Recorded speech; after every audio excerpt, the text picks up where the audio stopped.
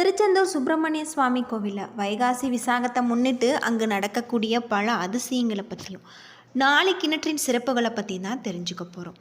Video ரொம்பவே பயனுள்ளதாக இருக்கும். வீடியோவை கடைசி வரைக்கும் ஸ்கிப் பண்ணாமல் பாருங்கள். நம்ம சேனலை நீங்கள் இன்னும் சப்ஸ்கிரைப் பண்ணலைன்னா மறக்காமல் சப்ஸ்கிரைப் பண்ணிவிடுங்க. வாங்க வீடியோக்குள்ளே போகலாம்.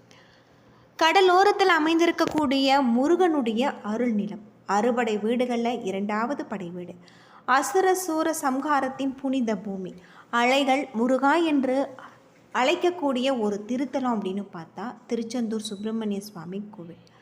பல்வேறு சிறப்புகளை கொண்டிருக்கக்கூடிய வகையில் இந்த திருச்செந்தூர் சுப்பிரமணிய சுவாமி கோவில் அமைஞ்சிருக்கு. அசுர ராஜா சூரபத்மன் தேவர்களை துன்புறுத்தினான். அப்போது சிவபெருமான் தனது நெற்றி கண்ணில் இருந்து 6 பொறிகளை உருவாக்கியிருக்காரு. அவை சரவண பொய்கையில் 6 குழந்தையாக தோன்றிருக்கு. பார்வதி தேவி ஒன்றிணைத்த போது 6 முகமாக அவதரித்ததாக சொல்லப்படுது. இந்த திருச்செந்தூர் சுப்பிரமணிய சுவாமி கோவில் பல்வேறு சிறப்புகளை கொண்டிருக்கக்கூடிய வகையிலும் அலைகள் அருகே இருந்த இந்த கோவில் எதுவும் பாதிப்பு ஏற்படுவதில்லை. அது மட்டும் இல்லாமல் இதனுடைய கோபுரம் மிகவும் பிரம்மாண்டமானதாக இருக்குது. 2 மூலவர்கள் இருக்காங்க. இங்கு காவல் தெய்வமாக வீரபாகு இருக்காங்க. பக்தர்கள் முதல்ல கடலில் நீராடிய பின்னர் தரிசனம் செய்கிறாங்க. அது மட்டும் இல்லாமல் இந்த கடலில் நீராடிய பிறகு 4 கிணற்றில் நீராடி திருச்செந்தூர் சுப்பிரமணிய சுவாமி கோவிலில் நாம் தரிசனம் செய்ய வேண்டும். சுற்றிலுமே கடல் நீர் உப்பாக இருந்தாலும் இந்த 4 கிணற்றில் இருக்கக்கூடிய நீர் இனிமையாக குடிநீர் போன்று இருக்கும். இதுவே ஆயிரக்கணக்கான பக்தர்களை வியக்க வைக்கிறது அப்படின்னு சொல்லப்படுது. இந்த 4 கிணற்றில் ஆன்மீக நம்பிக்கைகள் நிறையவே இருக்குது. நோய்கள் நீங்கக்கூடியதாகவும், மன அழுத்தம் குறையும், திருமண தடை அகலும், குழந்தை பேரு கிடைக்கும், கடன் சுமை குறையும் அப்படின்னு சொல்லலாம். முருகனுடைய அருள் இருக்கக்கூடிய இடத்துல அதிசயம் சாதாரணம் அப்படின்னு சொல்லலாம்.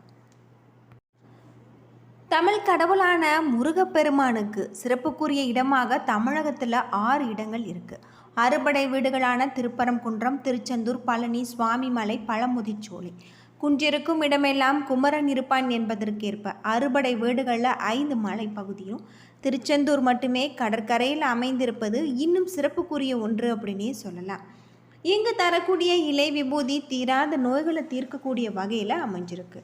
முருகனின் இடது கையில் தாமரை மலர் மற்றும் ஜடாமுடியோடு சிவ யோகி போல காட்சியளிக்கிறார். அது மட்டும் இல்லாமல் இந்த கோவிலில் பல்வேறு சிறப்புகளை கொண்டிருக்கக்கூடிய வகையில் ராஜகோபுரம் அமைஞ்சிருக்கு. சிலப்பதிகார குறிப்புகளின்படி 2000 ஆண்டுகள் பழமை வாய்ந்ததாக சொல்லப்படுது. திருச்சீர் அலைவாய் என அழைக்கப்படுவதாகும். இந்த கோவில் 150 அடி உயரமுடையதாக சொல்லப்பட்டிருக்கு. கோவிலில் முருகனின் இடது கையில் தாமரை மலர் இருப்பதும், சூரனை வதைத்த முருகன் 4 கைகளுடன் சிவபூஜை செய்து ஜடாமுடியுடன் தவ கோலத்தில் இருக்காரு. அவருடைய தவத்தை களைத்து விடக்கூடாது என்பதற்காக அவருக்கென்று தனி பிரகாரம் கிடையாது. மூலவர் தெற்கு நோக்கி காட்சி தருவதாகவும் சொல்லப்படுது. திருச்செந்தூரில் கந்தசஷ்டி விழா வெகு விமர்சையாக கொண்டாடப்படுவதற்கு மற்றொரு காரணமும் உண்டு. சில முனிவர்கள் உலக நலனை காக்க ஒரு புத்திரன் வேண்டுமென்று கருதி ஐப்பசி மாத அமாவாசை என்று தொடங்கி 6 நாட்கள் யாகம் நடத்தி இருந்திருக்காங்க. இந்த கோவில் காலை 5 மணி முதல் இரவு 9 மணி வரை திறந்திருக்கும். அது மட்டும் இல்லாமல் 9 கால பூஜைகள் நடைபெறுவதாகவும் சொல்லப்படுது. முருகப்பெருமானின் அருளை பெறுவதற்கு திருச்செந்தூர் சென்று வழிபடுவதன் மூலம் கட்டாயம் நம்முடைய வாழ்க்கையில் இருக்கக்கூடிய அனைத்து விதமான பிரச்சனைகளும் தீரும். எந்த ஒரு ஆலயத்திற்கு செல்வதாக இருந்தாலுமே அந்த ஆலயத்தில் இருக்கக்கூடிய தெய்வத்தின் அருள் நமக்கு பரிபூர்ணமாக கிடைத்தால்தான் நம்மால் அந்த ஆலயத்திற்கு செல்ல முடியும். பலருக்குமே பலவிதமான ஆலயங்கள் செல்ல வேண்டும் என்ற ஆசை இருக்கும். இருந்தாலுமே அதற்கான முயற்சிகள் செய்தாலும் ஏதாவது ஒரு சூழ்நிலை தள்ளி போய்கொண்டே இருக்கும், அல்லது தடங்கள் கொண்டே இருக்கும். அந்த வகையில் பலருமே ஆசைப்படக்கூடிய கோவிலாக திகழ்வது தான் திருச்செந்தூர். திருச்செந்தூர் சுப்பிரமணிய சுவாமி முருகனை தரிசிப்பதன் மூலம் நம்முடைய வாழ்க்கையில் நல்ல மாற்றம் ஏற்படும் என்பதால் பலருமே முருகப்பெருமான திருச்செந்தூர் சென்று தரிசனம் செய்கிறாங்க. அப்படிப்பட்ட திருச்செந்தூர் செல்லும் பொழுது நம்ம செய்ய வேண்டிய விஷயங்கள் நிறையவே இருக்குது. பொதுவாக முருகனுக்குரிய கிழமையாக செவ்வாய்க்கிழமை திகழ்கிறது. ஆனால் பலருமே செவ்வாய்க்கிழமை சென்று வழிபட வேண்டும் என்று நினைப்பாங்க. அதில் எந்த ஒரு தவறும் இல்லை. அத்தோடு மட்டுமல்லாமல் இது குருத்தலம் என்பதால் வியாழக்கிழமைகளில் முருகப்பெருமான தரிசனம் செய்வது மிகவும் சிறப்பு. வியாழக்கிழமை அன்று ஆலயத்திற்கு சென்று இரவு தங்கி நாம் காலையில் முருகப்பெருமான தரிசனம் செய்வது நல்லது அப்படின்னே சொல்லலாம். இந்த வைகாசி விசாக நாட்களில் நம்ம முருகப்பெருமான மனதார வழிபட்டு வருவதன் மூலம் நம்முடைய வாழ்க்கையில் இருக்கக்கூடிய அனைத்து விதமான பாவங்களும் தீரும் அப்படின்னு சொல்லப்படுது. பௌர்ணமி அன்று விசாக நட்சத்திரத்தில் அவதரித்ததாக சொல்லப்படுது. இந்த நாளை வைகாசி விசாகம் பெரும் விழாவாக நாம் ஆண்டுதோறும் கொண்டாடுகிறோம். இந்த நாட்களில் விரதமிருந்து வழிபட்டால் வேண்டியது கிடைக்கும் என்பது நம்பிக்கை. முருகப்பெருமானுக்குரிய மிக முக்கியமான வழிபாட்டு விரத நாட்களில் ஒன்று தான் வைகாசி விசாகம். முருகப்பெருமான் அவதரித்த தினமாக கருதப்படுது. வைகாசி மாதமான மே ஜூன் மாதங்களில் வழக்கமாக இந்த விழா கொண்டாடப்படுவது வழக்கம். வைகாசி மாதத்தில் வரக்கூடிய பௌர்ணமியும் விசாக நட்சத்திரமும் இணைந்து வரக்கூடிய நாளே வைகாசி விசாகமாக சொல்லப்படுது. இந்தியா மட்டுமின்றி இலங்கை, மாலத்தீவு, சிங்கப்பூர், மலேசியா உள்ளிட்ட உலக நாடுகளில் இருக்கக்கூடிய தமிழர்களால் வைகாசி விசாகம் வெகு விமர்சையாக கொண்டாடப்படுது. சிவபெருமானை நோக்கி பல ஆண்டு காலம் தவம் இருந்த சூரபத்மன் எனும் அசுரன் தனக்கு தாயின் கருவில் உருவாகாத அதே சமயம் சிவசக்தி ஒன்று சேர்ந்த ஒரு சக்தியால் மட்டுமே மரணம் ஏற்பட வேண்டும் என்று வரம் பெற்றான். இந்த வரத்தால் தேவர்களை துன்புறுத்தினான் அசுரன். சிவபெருமானிடம் தேவர்களை முறையிட தன்னுடைய நெற்றிக்கண்ணை திறந்தார். அதிலிருந்து வெளிப்பட்ட தீப்பொறிகளை சரவண பொய்கையில் இருந்து 6 தாமரை மலர்களில் 6 பகுதிகளாக விழுந்தது. அந்த 6 தீப்பொறிகளுமே 6 குழந்தையாக மாறியது. அவர்களை வளர்க்கும் பொறுப்பை கார்த்திகை பெண்களிடம் வழங்கினாங்க சிவபெருமான்.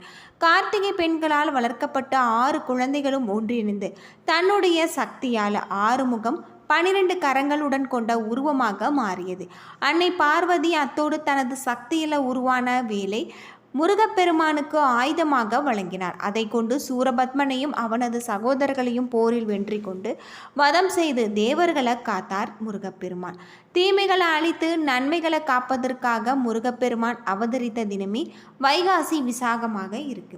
வைகாசி விசாகம் அன்று ஏராளமான பக்தர்கள் விரதம் இருந்து வழிபடுவதாகும். பலர் பால் குடம் சுமந்து வந்து முருகப்பெருமானுக்கு பால் அபிஷேகம் செய்து வழிபடுறாங்க.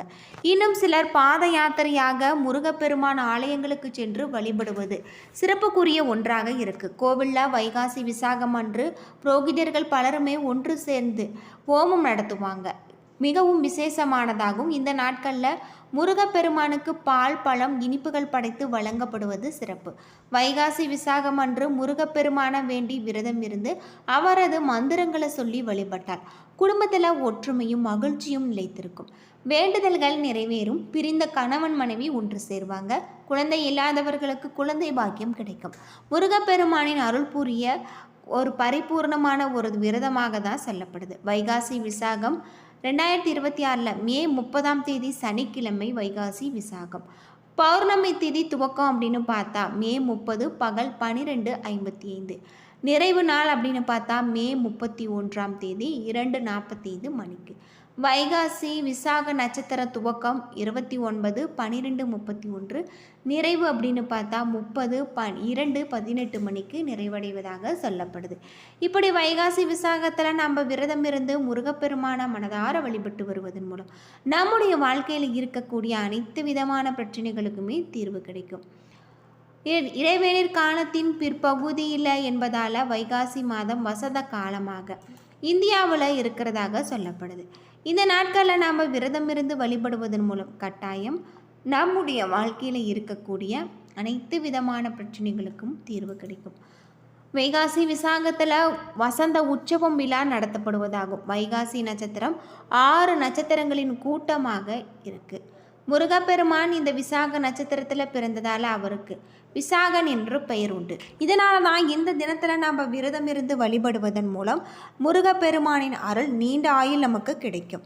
இந்த விசேஷ தினத்தில் திருச்செந்தூர் சுப்பிரமணிய கோவில்லையும் கருவறையில் தண்ணீர் நிற்கும்படி வைத்து இறைவனுக்கு உஷ்ண சாந்தி உற்சவம் என்னும் வெப்பம் தணிக்கும் விழா ஒவ்வொரு ஆண்டுமே நடத்தப்படும். இந்த நாட்களில் இறைவனுக்கு சிறுபருப்பு பாயாசம், அப்பம், நீர்மோர் ஆகியவை நிவேத்தியமாக படைக்கப்படுது. என்ன நண்பர்களே, இந்த வீடியோ உங்களுக்கு பயனுள்ள ஒரு தகவலை தந்திருக்கும்னு நினைக்கிறேன். வீடியோ பிடிச்சிருந்தா லைக் பண்ணுங்கள், ஷேர் பண்ணுங்கள், கமெண்ட் பண்ணுங்கள். நம்ம சேனலை சப்ஸ்கிரைப் பண்ணலைன்னா மறக்காமல் சப்ஸ்கிரைப் பண்ணிவிடுங்க. நன்றி நண்பர்களே.